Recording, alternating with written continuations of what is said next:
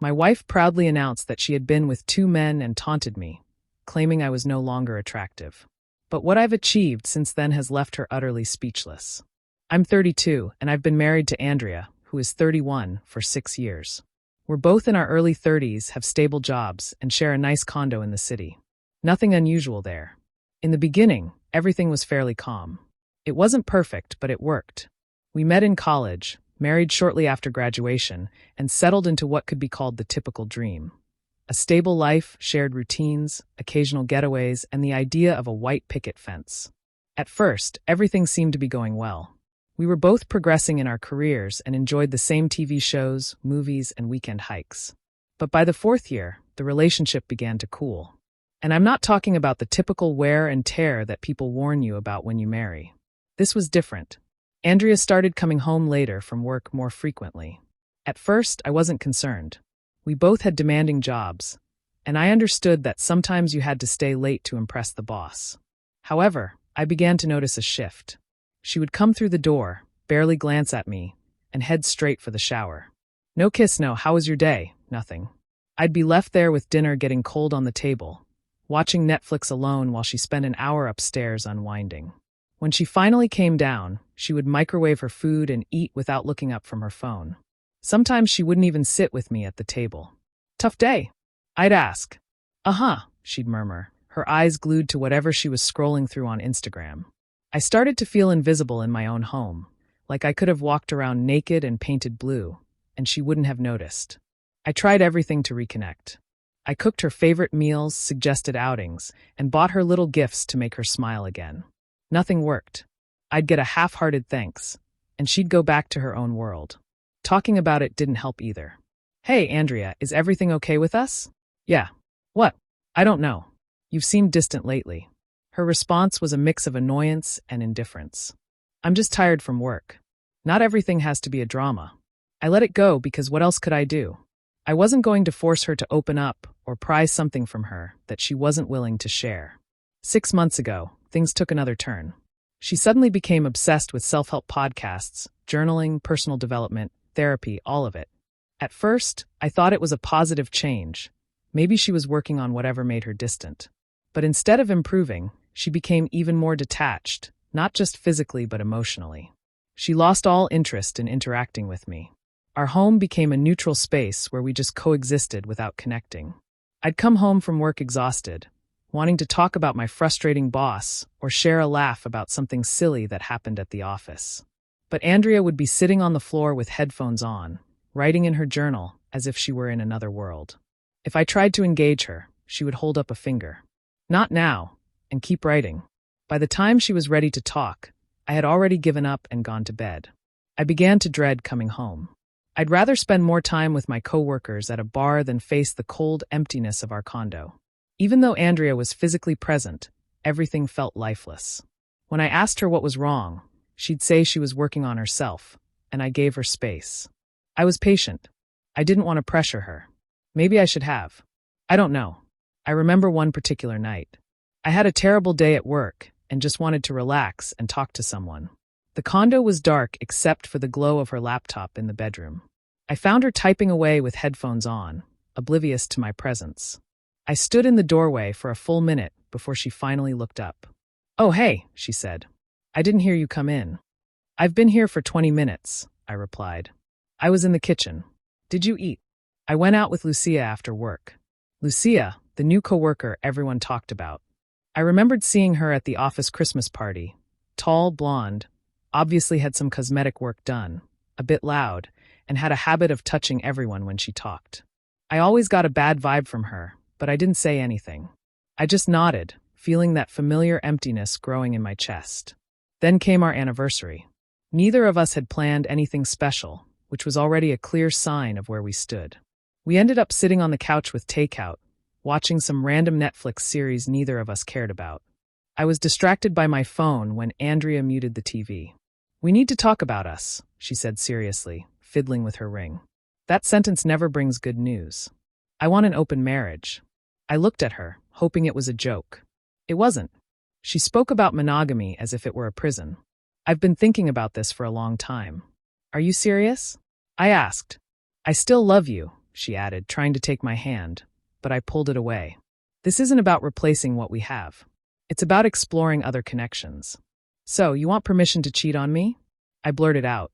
It's not cheating if we both agree, she replied calmly, as if teaching a class. It's ethical non-monogamy. I fell silent, but my mind was racing. The late nights, the password on her phone. This wasn't a spur-of-the-moment idea. She must have had someone in mind. Maybe she'd even started already. So, I asked, does that mean I can go out with other women too? She let out a short laugh, not nervous but mocking. Don't be dramatic, she said, rolling her eyes. Besides, it's not like you have women lining up for you. That line cut deep. Not only did she want to sleep with other men, but she also wanted to make it clear that in her mind, I had no options. And that hurt. We had been together since college. I never looked for anyone else because I was committed to her. And now she was throwing it in my face as if I were some loser who should be grateful she was with me. This wasn't the Andrea I married. That woman used to criticize her friends for cheating. Now she was telling me how limiting monogamy was and making me feel unattractive. After I pressed her, she dropped Lucia's name. Lucia had opened her eyes to new ways of connecting. According to her, Lucia and her husband were happily living in an open marriage. I told her I wasn't comfortable with the idea, but it wasn't a proposal. It was a declaration. She had already made up her mind. I was exhausted and tired of being the only one trying to salvage something, so I said yes, not because I wanted to, but because I was already emotionally checked out. In my mind, the word divorce started ringing loudly. What marriage survives something like this? But I didn't say it. There was no need. The damage had been done. I laid down some clear rules. No emotional attachments, complete honesty about everything, and of course, safety first. The most important condition was that if either of us started developing serious feelings for someone else, we would reevaluate the situation. She agreed without objection. Of course, Andrea dove right in. I think it was the very same weekend after our talk. She had 2 back-to-back encounters. When she came home, she wore a look that seemed to say she had just discovered the meaning of life. She spoke in vague terms, saying she felt alive and free, proud of what she had done. The audacity left me cold. I just nodded, pretending to be interested in the details. What else was I supposed to do? The marriage had been dead for a long time, and this was just the final confirmation I needed. While she described her experiences, I was mentally calculating how to divide our assets and whether my friend's couch would be available for a few weeks. I didn't say any of that. I just smiled and gave minimal responses. I decided to stick around for a while, get my affairs in order, and in the meantime, find out how genuine this open marriage thing was. Not because I wanted to win or anything silly, but because I wasn't going to run away without a plan. She had her projects, I had mine. The difference was that mine included signing papers and finding a new place to live. However, I wasn't interested in sleeping with just anyone. That wasn't my style. I preferred to focus on myself. I returned to the gym and got back into rock climbing, which I'd always enjoyed before the marriage. I updated my wardrobe, got a good haircut, and began going out more, just like I used to when I was single. The basics, doing things to improve myself. One night, I returned from the gym, sweaty and feeling good for the first time in months. Andrea was in the kitchen making a smoothie. "You're going to the gym now?" she asked, surprised. "Yeah, I figured it was time to get back into it." She looked me up and down with an unreadable expression. Not hostile, not friendly, just calculating. "Huh," she said, then turned back to her blender. From then on, after work, I started going out with friends. I even began waking up early to work out before heading to the office. She'd still be in bed, glued to her phone. As I was leaving one morning, she commented again about me going to the gym. "Yep, trying to make it a habit." She frowned. "You're never here lately." I almost laughed at the irony. She hadn't noticed my presence for months, and now she was complaining that I wasn't around. I didn't answer. I just walked out. It was time for her to get a taste of her own medicine. What surprised me most wasn't the attention from other women, but how quickly I stopped caring about Andrea's opinion. Every day, as I focused on myself and rediscovered forgotten passions, it was like shedding layers of insecurity. I wasn't doing it to make her jealous or to prove a point. I was doing it because, for the first time in years, I felt good about myself again. As I socialized more, people began to notice. Women at the gym struck up conversations. An old friend from college messaged me on Instagram. Even the barista at my regular coffee shop started remembering my order and chatting with me. Soon, my phone was buzzing with notifications. First, a few messages from acquaintances, then they multiplied. Someone must have told someone else, because suddenly I was getting messages from women I didn't even know. Hey, your profile popped up in my suggestions, and I had to message you. Is it true you're in an open relationship? At first, I thought it was a prank by Andrea, but it wasn't. They were real and they were attractive. Some even got straight to the point, suggesting no strings attached meetups. The notifications didn't stop. While I didn't go wild, I did start saying yes to more plans. That's how I met Camila, a graphic designer, at an art exhibit a friend took me to. We talked about some abstract paintings, exchanged numbers, and a few days later, we had coffee. No fireworks, but everything flowed easily. She listened to me, was creative, and made me feel like I was enough without even trying. The first time we went out to dinner, Andrea noticed. Going somewhere? She asked, looking up from her phone. Yeah, dinner with someone I met last weekend at that exhibit. Her eyebrows shot up. A date, I guess. So, I replied, adjusting my shirt collar in the mirror. It's a date. She nodded without another word, but I could see something shift in her eyes, as if she finally understood that her brilliant idea had consequences. Over time, Camila and I began seeing each other once or twice a week. Nothing serious, but with her, I felt more like myself than I had in months. Meanwhile, I noticed that Andrea was paying more attention to my phone. When it buzzed, I could see her glance over. One day, while I was making breakfast, my phone vibrated multiple times. She sipped her coffee in silence, but her expression was a mix of confusion and something else. Another night, while I was scrolling through Instagram, I received a message from a girl I met while climbing. She wanted to know if I'd join a group session that weekend. Just then, Andrea walked through the living room, stopped, and said, "You're pretty popular lately, aren't you?" She tried to sound casual, but there was an edge to her voice. "Just climbing stuff," I replied calmly. "Your phone seems to be ringing off the hook," she insisted, feigning disinterest as her eyes tracked my screen. "I guess so," I said, not providing her with any more details. The following weeks were much the same. If I got a message and smiled, she would appear with some excuse. If I took a call in private, she'd be right there when I returned. She never asked directly, but her initial confidence was crumbling. The woman who thought I had no options was slowly realizing how badly she had miscalculated. One evening, as I was getting ready to go out, she appeared in the doorway of our bedroom. "Going somewhere?" she asked, leaning against the frame. "Yeah, I'm going to see Camila." "Comma," she repeated, testing the name. "That's the third one this month. Second, actually." "What?" "No reason," she responded quickly, just keeping a tally, I guess. I thought we had agreed not to police each other's social lives. I couldn't resist a jab. "Isn't this part of your evolved relationship model?" She tensed for a moment, then, trying to sound casual, replied, "Sure, of course. I'm just surprised, that's all." "Surprised by what?" I asked. "That you're, dating so many people." I had to hold back a laugh. You know what? In the end, it seems this open relationship thing wasn't such a bad idea. Her expression changed completely. The fake smile vanished faster than free beer at a college party. Her eyes narrowed, and I could practically hear her grinding her teeth. "Yeah, great idea," she spat with bitterness. "Enjoy." Just like that, everything began to unravel faster than I had anticipated. Andrea was still seeing some guys she met on an app while I was spending time with Camila. Nothing serious, just enjoyable outings, talking and having fun. Honestly, it made me feel alive again. It wasn't just the attention, it was the feeling of normalcy. For once, I didn't feel trapped in that one-sided emotional void I'd been enduring with Andrea for months. Meanwhile, her ideal relationship began to fall apart. The guy she was seeing stood her up without explanation. He ghosted her after a weekend. She pretended it didn't bother her, but she kept bringing it up. It's weird. We connected so well. I would just nod, take a sip of coffee, and stay quiet. I won't lie, it was like watching karma unfold in real time. Then I started seeing someone else from the gym. We went climbing, did a few hikes together, and spent a weekend together. We both understood what it was. No games, no drama, just mutual respect. Afterward, we went our separate ways. Andrea didn't even notice at first.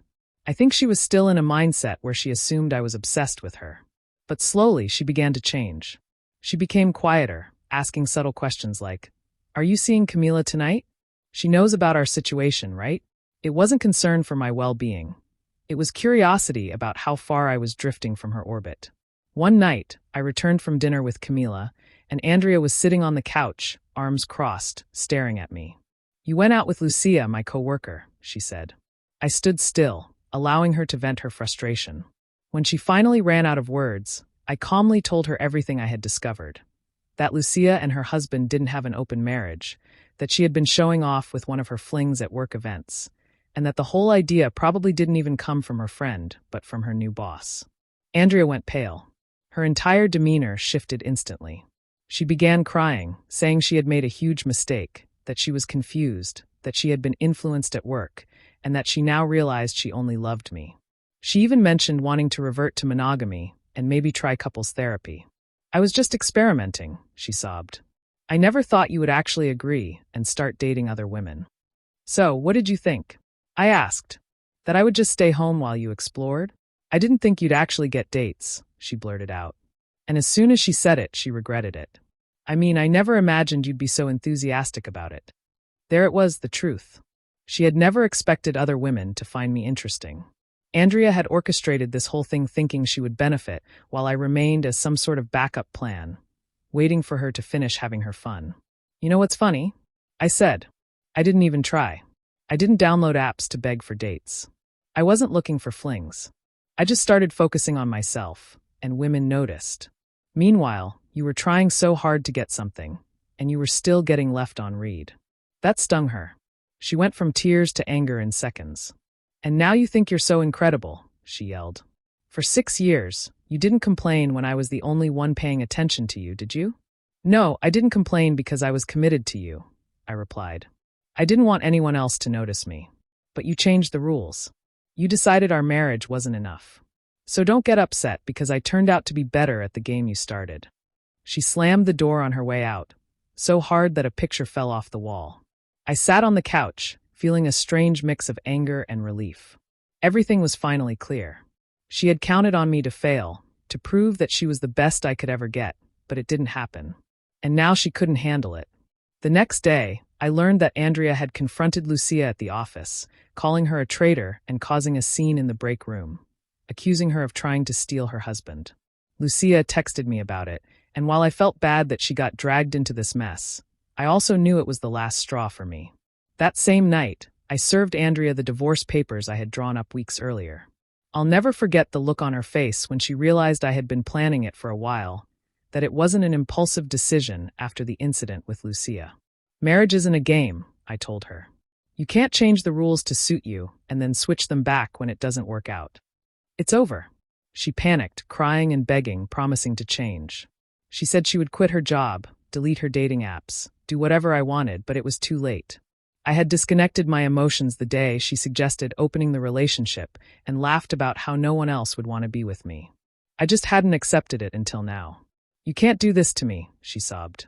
"It was a mistake." "No, Andrea, it wasn't a mistake. They were choices," I corrected her. "You chose to pull away from me. You chose to open the marriage. You chose to lie about where the idea came from.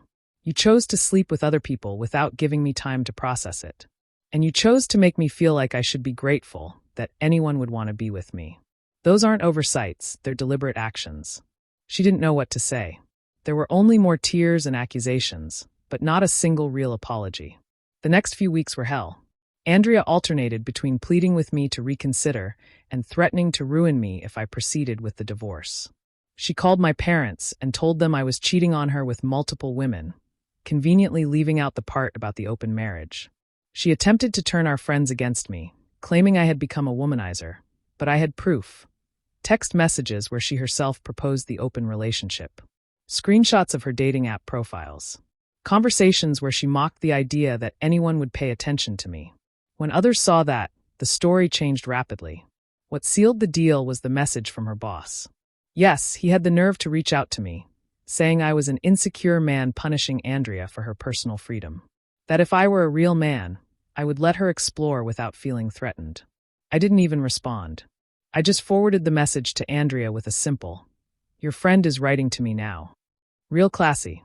She called me immediately, swearing he wasn't her boyfriend, that they had never had anything, and that he was just a mentor.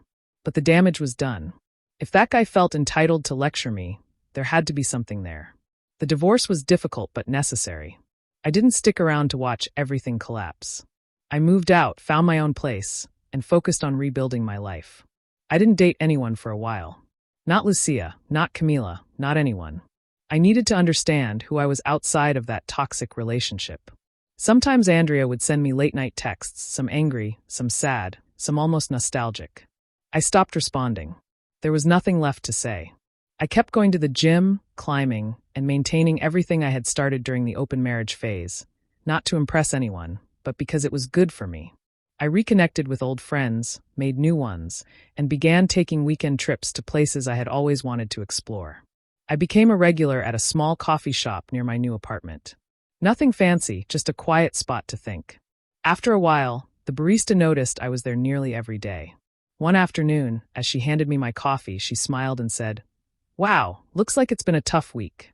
I must have looked terrible because we ended up chatting for a bit.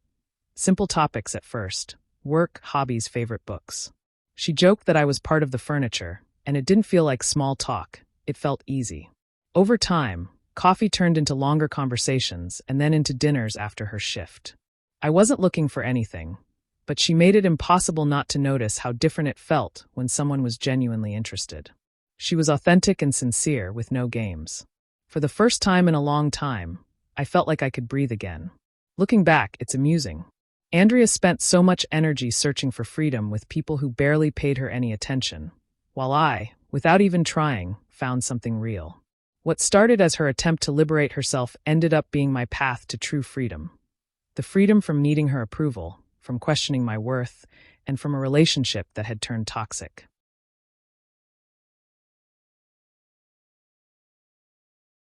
If she hadn't insisted on opening the marriage, I'd probably still be there making dinner for someone who wouldn't even look up from her phone. Sometime later, I ran into Lucia at a bar. She was with her husband, appearing happy and relaxed. We chatted for a bit, and she told me Andrea had moved to another state, still single and still searching. I wished her the best with no resentment, just peaceful closure. As for me, life just kept getting better. I still work out, climb, and visit that coffee shop.